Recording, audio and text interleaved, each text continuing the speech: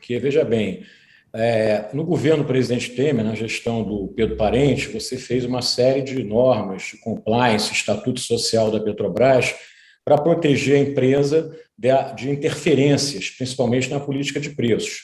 Então, está claro lá, por exemplo, se o governo fizer uma política de preço que cause prejuízos ao acionista da Petrobras, o governo deveria recompensar, né, reembolsar a Petrobras por isso.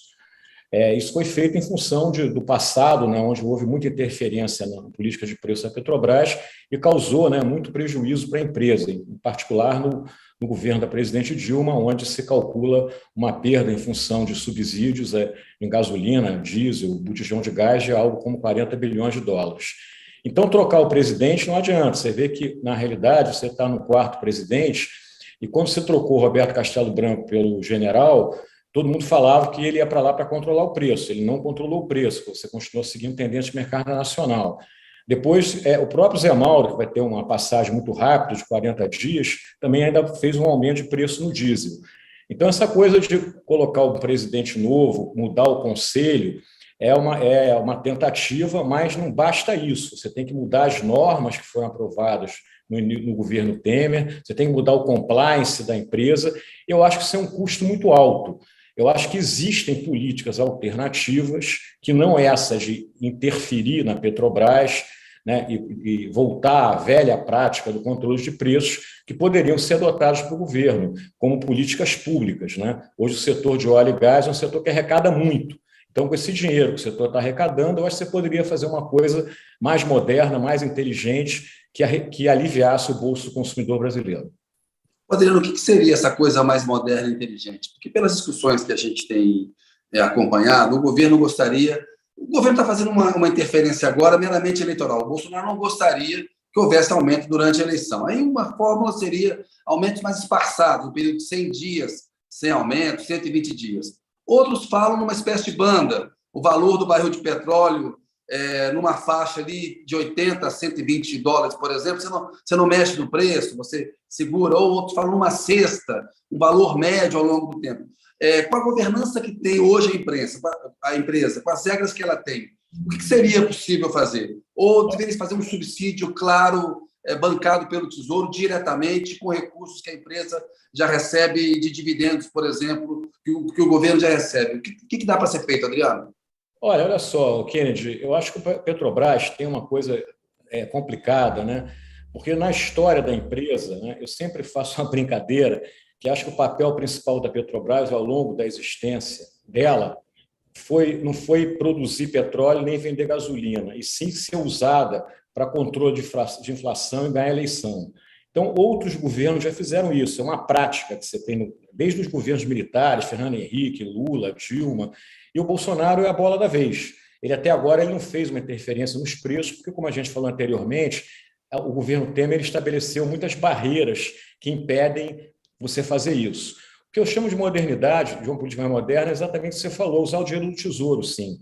Porque você hoje está, no momento, completamente de excepcionalidade. O que acontece? Vamos fazer um exercício aqui. Você defende um subsídio claro, então, desculpe. Subsídio claro, exatamente.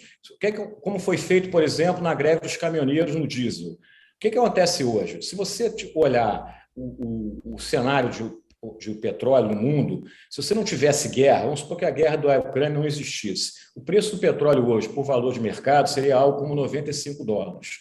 Então, tudo acima de 95 dólares é efeito guerra. Então, eu acho que o consumidor ele não deve pagar por um efeito guerra, porque é uma excepcionalidade. Então, eu acho que, como eu falei também anteriormente, hoje a arrecadação do Tesouro, que vem do setor de óleo e gás, dividendo, royalties, participação especial, venda de comercialização de petróleo da IPCA, está fazendo que o Tesouro está transbordando de dinheiro. E os estados também, porque hoje o ICMS cobrado em cima dos combustíveis também está fazendo com que o caixa dos estados esteja muito grande. Então o que eu sempre propus há algum tempo? Você pode fazer o quê? Faz um fundo, como foi do caminhoneiro, para o diesel, mas tem que ser um fundo que tem data para começar e data para terminar. Então faz um fundo, por exemplo, até dezembro. Tudo que passar 95 dólares, eu vou usar o dinheiro de quê? Do dividendo, vou usar o dinheiro do royalties, enfim, esse dinheiro está no caixa do Tesouro. Se você tiver uma redução do preço do barril, a guerra melhorou, você para com isso. Você até pode gastar menos dinheiro do que o projetado. Isso aconteceu no diesel, lá na greve dos caminhoneiros. O governo projetava gastar algo como 10 bilhões de reais, gastou 4,5. Tá? Então, isso seria uma solução de curto prazo. Né? Você também poderia ter uma outra solução de curto prazo, que é você, em vez de fazer um fundo, que esse dinheiro seria ressarcido para as refinarias e para os importadores, você fazer programas sociais diretos, né? Tipo assim, um dinheiro para um voucher caminhoneiro, aumentar o número de famílias do auxílio gás, evitar que a tarifa do transporte urbano suba.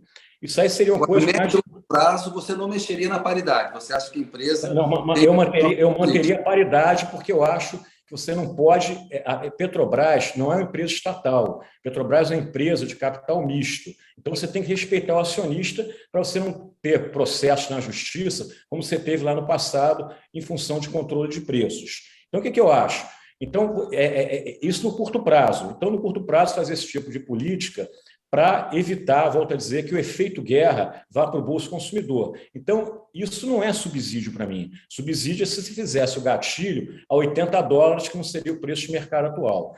Agora, mais para longo prazo, quando você tiver lá o novo presidente, que vai ser ou o Bolsonaro reeleito, ou o presidente Lula, ou outro candidato qualquer venha ganhar, eu acho que a gente tem que pensar num programa permanente de subsídio. Por quê? Porque o Brasil vai ser, daqui para frente, um grande arrecadador de dinheiro com petróleo e gás. Então, não é justo, na minha opinião, que esse recurso todo vá para o Tesouro bater dívida. Eu acho que você tem que socializar esse recurso que vai ser crescente daqui para frente, oriundo do setor de óleo e gás e do lucro da Petrobras.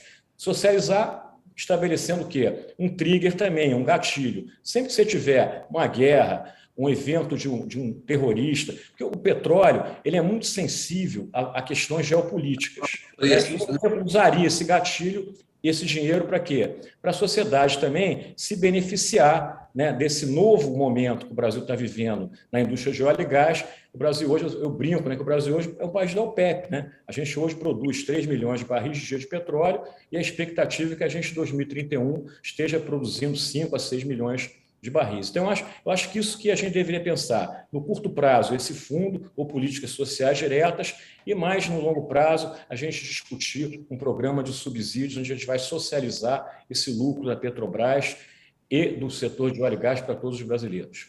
Adriano, agora, para a Petrobras, o que representa, né? Quais são as consequências de tantas mudanças em pouco tempo? Para a Petrobras é muito ruim, né? Porque essa rotatividade de presidente cria instabilidade, desvaloriza a empresa. Você vê que hoje, lá em Nova York, a EDR caiu 12%, aqui no Brasil estava caindo 3%, 4%. E a gente tem que entender, quando se desvaloriza o valor da Petrobras, você está desvalorizando o valor também de um patrimônio brasileiro. O maior acionista da Petrobras é a União, então somos todos nós brasileiros. Então não é bom você ficar trocando de presidente toda hora, trocando de ministro, né? Então, veja bem, se tivesse uma situação de normalidade, vamos supor que o petróleo tivesse $50 e o câmbio a R$3, provavelmente o presidente atual da Petrobras continuaria sendo o Roberto Castelo Branco. Né? Então, agora, se o presidente, num período de normalidade, resolve mudar o presidente da Petrobras, não vejo nada de anormal. O governo é o acionista majoritário e quer trocar o presidente, o CEO, por razões A, B, C e D. Também agora, troca de ministro. Acho que o ministro gostaria de ter um presidente da Petrobras que ele tivesse mais intimidade, que ele tivesse condições de tratar dos assuntos com pessoas que ele tem mais confiança devido ao trabalho de longo tempo que ele tem com essas pessoas. Mas o problema todo é fazer isso nesse momento, né, num momento de muito barulho, muita confusão, um momento de anormalidade. Anormalidade dada pelo quê? Pelo fato do petróleo estar acima de $100, pelo fato do câmbio estar muito desvalorizado do real em função do dólar e pelo fato de a gente estar em período eleitoral. Essa que é a questão. Então, sempre a gente vê isso no Brasil. Se você tem uma tempestade perfeita como essa, eleição, petróleo caro, os governos sempre usam a Petrobras para controlar preço e ganhar a eleição. E só vai terminar, na minha opinião, quer dizer, essa história, no dia que você privatizar a Petrobras.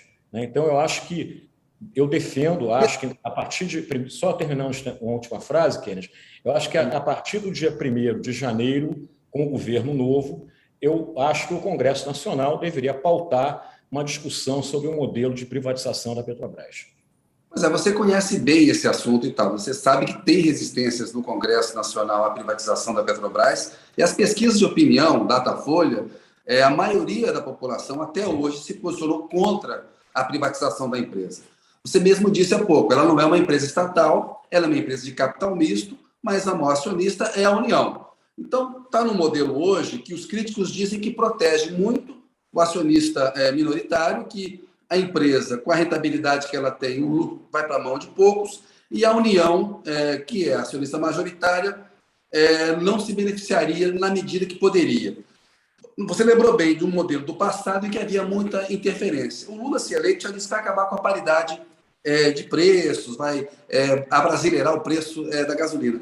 Tem um meio termo aí que respeite o caráter público da empresa, ou seja, o acionista majoritário é a União. Quando alguém compra uma ação da Petrobras, sabe que o acionista majoritário é a União, e que, portanto, a governança da empresa vai estar sujeita a pressões do presidente de plantão. Tem um caminho do meio que evite uma interferência que acabe por desvalorizar a empresa, mas que, de alguma maneira, impeça que ela também se comporte como uma empresa puramente privada, porque também não faria sentido ter uma empresa de capital misto. Mas a gente vê, não tem apoio no Brasil hoje, político ou na opinião pública, para privatizar a Petrobras.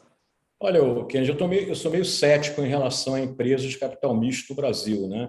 A experiência mostra que empresas de capital misto no Brasil, elas são muito complicadas de ser geridas, né? Porque quando chega uma eleição, há sempre a tentação da intervenção na empresa, né?